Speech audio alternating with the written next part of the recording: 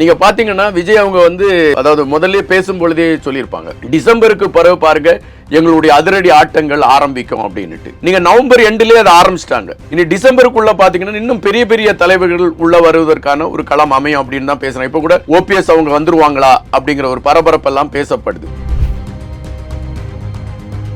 இப்போ நல்லது எங்க இருந்தா எடுத்துக்கினாலும் விஜய் அவர்கள் நேரடியா சமாதிக்கு போயிருக்கலாம்ல, அவர் போகாம கட்சியில இருக்கவங்க ஏன் போனாங்க? இல்ல, விஜய் அவங்க சமாதிக்கு போறதுக்கு எந்த மறுப்பும் இல்ல. அவங்க நான் வரமாட்டேன்னு கூட அவங்க சொல்ல மாட்டாங்க. அந்த சூழல்ல விஜய் அவங்க அந்த அண்ணா சமாதிக்கு போயிருந்தால் அந்த கூட்டம் எவ்வளவு தூரம் இருக்குங்கிறது உங்களுக்கு தெரியும். எத்தனை நாளைக்கு சார் விஜய் போனா கூட்டம் வரும் சொல்லிட்டே இருக்க முடியும்? இல்ல, நாங்க இப்ப மக்களை தான் சார் பார்க்கணும். அதாவது எங்களை பொறுத்த மட்டில் தலைவர் தேவையான இடங்களுக்கு கண்டிப்பா தலைவர் வருவார், அதுல மாற்று கருத்து இல்ல. இப்போ நேத்து அண்ணா சமாதிக்கு விஜய் அவங்க வந்திருந்தாங்கன்னு வச்சுக்கோங்களேன், செங்கோட்டையன் அவங்களுக்கான அந்த முக்கியத்துவம் அங்க மாறி இருக்கும். அப்ப ஒரு தலைவருக்கு நம்மளை நம்பி ஒரு தலைவர் வந்திருக்காரு, அவருக்கான முன்னுரிமை கொடுக்கப்படணும், அவருக்கான முக்கியத்துவம் கொடுக்கப்படணும். சோ அப்படிப்பட்டவர் இருக்கச்சமே செங்கோட்டையன் அவங்க அங்க போய் அவங்களுக்கான முக்கியத்துவம் கிடைக்கட்டும் அப்படிங்கறதுக்காக தான் விஜய் அவங்க அந்த முடிவு எடுத்தாங்க. இல்ல சார், இப்போ திமுகவும் சரி அவங்க கூட்டணியும் சரி ஸ்ட்ராங்கா இருக்காங்க. பாதிப்பு அதிமுக தரப்புல இருந்து தானே, அவங்க கூடாரம் திமுக கூட்டணியும் ஸ்ட்ராங்கா இருக்குன்னு நீங்க பேசிட்டு இருந்தா எப்படி?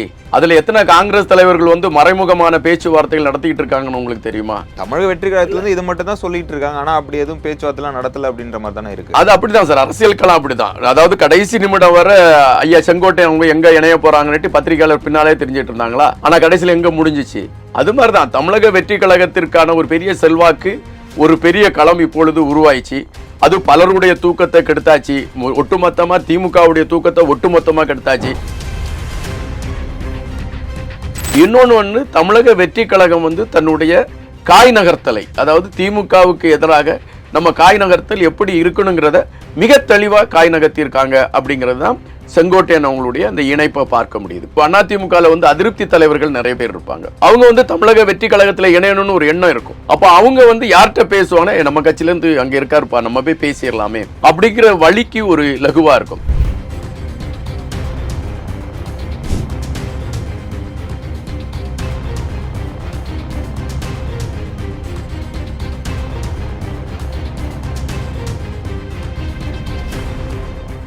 ரேலோ நேயர்களுக்கு வணக்கம். இன்று நம்முடன் நேர்காணலுக்காக தாவேக்காவிலிருந்து இன்பா அவர்கள் இணைந்திருக்காங்க. வணக்கம் சார். வணக்கம். எப்படி இருக்கீங்க? நல்லா இருக்கேன், நீங்க எப்படி இருக்கீங்க? நல்லா இருக்கேன். திரு செங்கோட்டையன் அவர்கள் தமிழக வெற்றி கழகத்தில் இணைந்திருக்காரு. அது மட்டும் இல்லாமல் அவருக்கு பொறுப்பும் கொடுக்கப்பட்டிருக்கு. செங்கோட்டையனுடைய 50 ஆண்டு அரசியல் அனுபவம் தமிழக வெற்றி கழகம் எப்படி பயன்படுத்துவதாக இருக்கு? இப்போ தமிழக வெற்றி கழகத்தை பொறுத்த மட்டும் நான் முதல்ல சொன்னதுதான், ஒரு கட்டுக்கோப்பான அரசியல் கட்சி, அதுபோல அரசியல் தெரிந்த ஒரு கட்சி. அதாவது எல்லாரும் சொல்லுவாங்க தமிழக வெற்றி கழகத்திற்கு அரசியல் தெரியலன்னு பேசிட்டு இருப்பாங்க. ஒரு தேர்ந்த அரசியல் ஞானம் கொண்டவர்கள் தான் தமிழக வெற்றி கழகத்தில் இருக்கக்கூடிய அனைத்து பேருமே. இந்த சூழலில் செங்கோட்டையன் அவங்களுடைய இணைப்பு அந்த அடுத்த கட்ட நகர்வை நோக்கி அந்த கட்சியை கொண்டு போகும். காரணம் எப்படின்னா, ஒரு பெரிய ஒரு ஆறு பாஞ்சிக்கிட்டு இருக்கு. அந்த ஆறுக்கு சில இடங்கள்ல அணை போடணும், சில இடங்கள்ல கரை கட்டப்படணும். இப்போ அதுதான் இப்போ நமக்கு ஒரு அரசியல் களத்துக்குள்ள ஒரு அரசியல் சார்ந்த நகர்வுகள் இப்போ ஒரு பேசுவதற்கான களம். இப்போ விஜய் அவங்களுடைய அந்த தமிழக வெற்றி கழகத்தில் பலர் சேருவதற்கான ஒரு களம் எடுக்கலாம். அப்போ அவங்க முதல்ல யாரை சந்தித்து பேசினா இதற்கான ஒரு லகுவான களம் அமையும் அப்படிங்கிறதுக்கு இப்போ செங்கோட்டையன் அவங்களுக்கு அது ஒரு பெரிய பாலமாக இருப்பாங்க அப்படிங்கிற ஒரு எண்ணம் இருக்குது. அதுபோல் செங்கோட்டையன் அவங்களுடைய அரசியல் பாதைங்கிறது உண்மையிலே அது வியப்புக்குரிய ஒரு பாதை தான். அவர் தான் சார்ந்த அந்த கட்சியின் மீதும் அந்த கொள்கையின் மீதும் 50 ஆண்டு காலம் ஒரு மனிதன் அந்த கட்சியின் மீதும் பயணித்திருக்கிறார் என்பதே அவருடைய நண்பகத்தன்மையை காட்டுது. ரெண்டாவது ஏன் அப்படி பயணிச்சவர் ஏன் உங்கள் கட்சியில் சேர்றாரு அப்படின்னு நீங்கள் கேட்டிங்கன்னா, அதுக்கு காரணம் இருக்குது. அவர் எடப்பாடி பழனிசாமியை ஒரு 6 பேர் போய் சந்தித்து பேசுகிறாங்க. பேசி நம்ம கட்சியை ஒன்றிணைக்கணும், எல்லா தலைவர்களும் வெளியே போனவங்களாம் ஒன்றிணைச்சு நம்ம தேர்தல், ஏன்னா நாடாளுமன்ற தேர்தலில் ரொம்ப அதாவது 20% வாக்கு தான் வாங்குறாங்க. அது அனைத்து இந்திய அண்ணா திராவிட முன்னேற்ற கழகம் இதுவரை பெறாத ஒரு வாக்கு சதவீதம் அது. அப்போ நம்ம ஒன்றிணைந்திருந்தால் 1989 நினைக்கிறேன், கலைஞர் கருணாநிதி அவங்க முதலமைச்சராக இருக்கிறார். அப்போ அதிமுக பிரிஞ்சிருக்கு, தோல்வியை சந்திக்குது. அந்த இடைத்தேர்தல் வருது 89. இடைத்தேர்தல் வரச்சுமே அதிமுக ஒன்று சேருது. அந்த இடைத்தேர்தலில் அதிமுக வெற்றி பெற்று. ஸோ இதெல்லாம் எடுத்து வைக்கிறாங்க. அதாவது யார்கிட்ட, எடப்பாடி பழனிசாமி அவங்கள்ட்ட நம்ம ஒன்று சேர்ந்தா பெரிய பலமாக இருக்கணும். ஆனால் எடப்பாடி பழனிசாமி அவங்க வெளியே பேசும்பொழுது என்கிட்ட யாருமே 6 பேர் அதெல்லாம் பேசலை அப்படின்னா ஒரு பொய்யை சொல்கிறாரு. இது வந்து அந்த பேசினவங்களுக்கு ஒரு பெரிய மனச்சோர்வை கொடுக்கும். என்னடா நம்ம போய் இவ்வளோ தூரம் பேசியிருக்கோம், இப்படி இல்லைன்ட்டாரு அப்படின்னு ஒரு மனச்சோர்வை கொடுக்கும். அதுக்கு பிறகு தான் செங்கோட்டையன் அவங்க வந்து அதை வெளியே சொல்கிறார், இந்த கட்சி வந்து இப்படி எல்லாருமே ஒருங்கிணைக்கணும் அப்படி இப்படின்னு. ஆனால் அவர் ஒருங்கிணைக்கணும் எடுத்த முயற்சி வந்து அவரை கட்சியிலேருந்தே அவர் வெளியே நீக்க செய்யக்கூடிய ஒரு களத்தை எடுத்துருது. அப்போ 50 வருஷமாக அந்த கட்சிக்காக நம்ம முளைச்சி நம்ம பயணிச்சிட்டு இருந்தோம், நம்மளை வந்து இவங்க இப்படி காயப்படுத்திட்டாங்களே ஒரு மனவலி அந்த மனிதனுக்கு இருக்கும். அது இயற்கை எல்லாருக்குமே. இப்போ நம்மளே ஒரு கட்சியில் பயணிச்சிட்டு இருக்கோம், டக்குன்னு நம்மளை கட்சி விட்டு எடுத்துட்டாங்கன்னா நமக்கு அந்த வலி இருக்கும். அந்த சூழலில் வந்து செங்கோட்டையன் அவங்க என்ன முடிவெடுப்பாங்க அப்படிங்கிறது வந்து ஒரு பரபரப்பாக இருந்துச்சு. இதில் பார்த்தீங்கன்னா இப்போ அதாவது தமிழக அரசியல் களத்தில் இப்போ உள்ள அரசியல் களத்தில் பார்த்தீங்கன்னா தமிழக வெற்றி கழகத்தை மட்டும்தான் யாரும் குற்றம் சொல்ல முடியாது. கை நீட்டி அந்த கட்சி தலைவர் அந்த தலைவர் ஊழல் செஞ்சாரு, இந்த தலைவர் ஊழல் செஞ்சாரு அப்படிங்கிற எந்த குற்றச்சாட்டும் கிடையாது. ஒரு நேர்மையான களத்தோடு பயணித்து கொண்டு இருக்கக்கூடிய, தலைமையோடு இயங்கி கொண்டு இருக்கக்கூடிய ஒரு கட்சியாக தமிழக வெற்றி கழகம் இருக்கு. அதுபோல பார்த்தீங்கன்னா அண்ணா, அந்த திராவிட கட்சிகளை சார்ந்தவர்கள் என்ன வழித்தோன்றல்கள் அவர்கள் இங்கே உருவாக்குனாங்களோ அதை வந்து நேர்மையான முறையில் கொண்டு வரணுங்கிற ஒரு வெளிப்பாடு தமிழக வெற்றி கழகத்தில் இருக்கு. அப்போ செங்கோட்டையன் அவங்களுக்கு வந்து அது ஒரு பெரிய தேர்வாக இருந்திருக்கு. தமிழக வெற்றி கழகம் தான் அடுத்தது நம்மளுடைய கனவுகளை கொண்டு செல்லக்கூடிய, அந்த தமிழகத்துக்கு ஒரு விடிவை கொண்டு செல்லக்கூடிய ஒரு கட்சியாக இருக்குங்கிறது அவர் முடிவெடுத்திருக்கோம். ஆனால் அவரை எப்படியாவது மனம் திருப்பிடலாம் அப்படிங்கிறதுக்கான ஒரு களங்களும் எடுக்கப்பட்டுச்சு. இங்கே தான் தமிழக வெற்றி கழகத்தோடைய அரசியல் அவங்களுக்கு தெரியும் அப்படிங்கிறதுக்கு நான் ஒரு பதிவு போடுறேன். அதாவது சேகர் பாபு போய் செங்கோட்டையன் அவங்கள, அதாவது அவர் எம்எல்ஏ ராஜினாமா பண்ணிட்டு வந்தோடனே சேகர் பாபு போய் செங்கோட்டையன் அவங்கள சந்தித்து பேசுகிறாங்க. சேகர் பாபு ஒரு ஆளை போய் சந்திக்கிறாருனாலே அவரை மடக்கி எடுத்துருவாங்க அப்படிங்கிறத நம்மளால் அறியக்கூடிய ஒரு செய்தி. ஆனால் அப்படி செங்கோட்டையன் அவங்கள்ட்ட பேசின பிறகு கூட செங்கோட்டையன் அவங்க தாங்க எடுத்த முடிவில் சரியா இருக்குங்கிறது ஒன்று. இன்னொன்று தமிழக வெற்றி கழகம் வந்து தன்னுடைய காய் நகர்த்தலை, அதாவது திமுகவுக்கு எதிராக நம்ம காய் நகர்த்தல் எப்படி இருக்கணுங்கிறத மிக தெளிவாக காய் நகர்த்தியிருக்காங்க அப்படிங்கிறது தான் செங்கோட்டையன் அவங்களுடைய அந்த இணைப்பை பார்க்க முடியுது. இன்னொன்று வந்து செங்கோட்டையன் அவங்க வந்த உடனே தமிழக வெற்றி கழகத்துக்கு வந்து எல்லாரும் எப்படி இருக்கும் அப்படின்னு ஒரு எதிர்பார்ப்பு எல்லார் மனசுலையும் இருக்கு. செங்கோட்டையன் அவங்க வந்து ஒரு பெரிய பழுத்த அரசியல்வாதி, இது நம்ம எல்லாருக்குமே தெரியும். ஒரு குறிப்பிட்ட தொகுதியில் 9 முறை வெற்றி பெற்று இருக்கக்கூடிய ஒரு சட்டமன்ற உறுப்பினர். எனவே இப்பொழுது தமிழக வெற்றி கழகத்திற்கு அந்த தொகுதி உறுதி செய்யப்பட்டுவிட்டது. ஒரு சட்டமன்ற உறுப்பினர் தயாராகிவிட்டார், இது உறுதிப்பட்டது. ரெண்டாவது வந்து இப்போ அதிமுகவில் வந்து அதிருப்தி தலைவர்கள் நிறைய பேர் இருப்பாங்க. அவங்க வந்து தமிழக வெற்றி கழகத்தில் இணையணும்னு ஒரு எண்ணம் இருக்கும், நிறைய பேருக்கு இருக்கு. அப்போ அவங்க வந்து யார்கிட்ட பேசுவாங்கன்னா, நம்ம கட்சியிலேருந்து அங்கே இருக்காருப்பா, நம்ம போய் பேசிடலாமே அப்படிங்கிற வழிக்கு ஒரு லகுவாக இருக்கும். நீங்கள் பார்த்தீங்கன்னா விஜய் அவங்க வந்து அதாவது முதல்ல பேசும்பொழுதே சொல்லியிருப்பாங்க, டிசம்பருக்கு பிறகு பாருங்க எங்களுடைய அதிரடி ஆட்டங்கள் ஆரம்பிக்கும் அப்படின்னுட்டு. நீங்கள் நவம்பர் எண்டிலே அதை ஆரம்பிச்சிட்டாங்க. இனி டிசம்பருக்குள்ள பார்த்தீங்கன்னா இன்னும் பெரிய பெரிய தலைவர்கள் உள்ள வருவதற்கான ஒரு களம் அமையும் அப்படின்னு தான் பேசுகிறேன். இப்போ கூட ஓபிஎஸ் அவங்க வந்துருவாங்களா அப்படிங்கிற ஒரு பரபரப்பெல்லாம் பேசப்படுது. ஆனால் இப்போ வந்து யார் வந்து இணையலாம், அது ஒவ்வொரு கட்சிக்குள்ளேயும் பெரிய பெரிய தலைவர்கள் யார் வந்து இணையலாம். ஓகே சார், நீங்க இப்போ அண்ணாவை குறித்து சில கருத்துக்களை முன்வைத்தீங்க. இதை வந்து பார்க்கும்போது பார்த்தீங்கன்னா நேற்று செங்கோட்டையன் இணைந்த உடனே பார்த்தீங்கன்னா அண்ணா சமாதி, எம்ஜிஆர் சமாதி, ஜெயலலிதா சமாதின்னு சொல்லிட்டு போய் பார்க்குறாங்க. ஆனால் தமிழக வெற்றி கழகத்தோட கொள்கை தலைவர்கள் 5 பேர்னு சொல்லிட்டு விஜய் அவர்கள் சொல்லியிருக்காரு. இவங்க கட்சியை சார்ந்தவர்கள் அண்ணா சமாதிக்கு போனதை நம்ம எப்படி பார்ப்பது? தமிழக வெற்றி கழகத்தை பொறுத்த மட்டில் கொள்கை தலைவர்கள் 5 பேருங்கிறதுல எந்த மாற்றமும் இல்லை. இன்னைக்கு வர அவங்க அதில் வந்து நாங்கள் மாறல, இவர் எங்களுக்கு தலைவர் இல்லை, அவர் எங்களுக்கு தலைவர் இல்லை அப்படின்னு சொல்லலை. ஆனால் நல்லது எங்கே இருந்தாலும் அதை எடுத்துக்கணும். அது கலைஞரே நல்ல விஷயத்தை பேசியிருந்தா கூட அதை ஏற்றுக்கணும் அப்படிங்கிற நிலைப்பாடு வந்து தமிழக வெற்றி கழகத்திற்கு தெளிவாக இருக்குது. அது தமிழக வெற்றி கழகத்தை பொறுத்த மட்டில் நம்ம மக்கள் சார்ந்து நல்லது பண்ணணும்.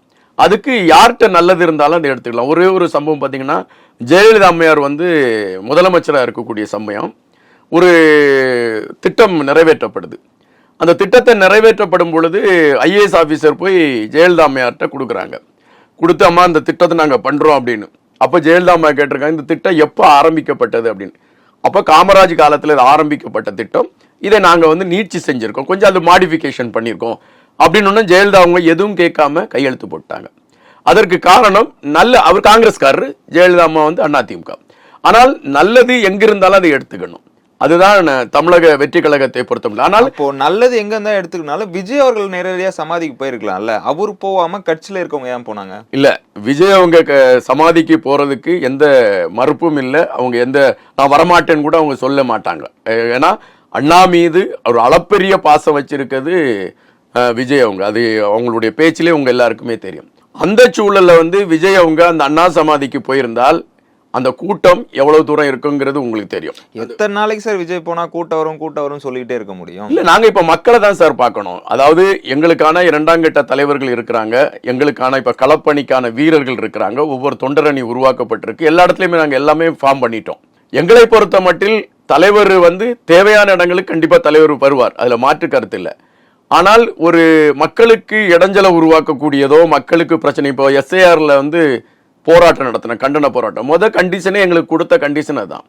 இந்த போராட்டம் நடத்துறீங்க, மக்களுக்கு இடைஞ்சல் எந்த இடத்துல இருக்க, போக்குவரத்து இடைஞ்சல் இருக்கக்கூடாது, மக்கள் கஷ்டப்படக்கூடாது, எதுவுமே இருக்கக்கூடாதுங்கிறதெல்லாம் மிக தெளிவாகவே கட்டளை போட்டு தான் எங்களுக்கு எல்லாமே பயிற்சி கொடுத்தா அனுப்புனாங்க. ஸோ எங்களுடைய போராட்டங்கள் மற்ற கட்சிகளை மாதிரி இருக்காது. அதே மாதிரி இப்போ நேற்று அண்ணா சமாதிக்கு விஜய் அவங்க வந்திருந்தாங்கன்னு வச்சுக்கோங்களேன், செங்கோட்டையன் அவங்களுக்கான அந்த முக்கியத்துவம் அங்கே மாறி இருக்கும். அப்போ ஒரு தலைவருக்கு நம்மளை நம்பி ஒரு தலைவர் வந்திருக்காரு, அவருக்கான முன்னுரிமை கொடுக்கப்படணும், அவருக்கான முக்கியத்துவம் கொடுக்கப்படணும். அங்க செங்கோட்டை அவங்க பின்னால திரண்டிருந்ததெல்லாம் யாரு? அவங்க கட்சியிலேருந்து வந்தவங்க இருந்தா கூட தமிழக வெற்றி கழகத்தை சார்ந்த தொண்டர்கள் சிங்கங்களாக அங்க நின்னாங்க. எதுக்குன்னா நம்ம கட்சிக்கு ஒரு தலைவர் வந்திருக்காரு, அவருக்கு நம்ம ஒரு அங்கீகாரம் கொடுக்கணும். நீங்க பாத்தீங்கன்னா பொதுச் செயலாளரை பாருங்க, அவரு கூட அதுல எவ்வளவு, அதாவது ஒரு கட்சிக்கு ஒரு தலைவர் வாராருன்னா அந்த மாலை போட்டுட்டு அமைதியா அந்த ஒரு காழ்ப்புணர்ச்சிகள் இருக்கும் இயற்கை. ஆனா இங்க பொதுச் செயலாளர் தொண்டர்கள்ட்டையும் கூட நிப்பாரு, தலைவர்கள் கூடயும் கூட நிப்பாரு. அவரு அந்த ஒரு களத்தையே வேற மாதிரி மாற்றி காட்டக்கூடிய ஒரு நிலைமையில அவர் இருக்காரு.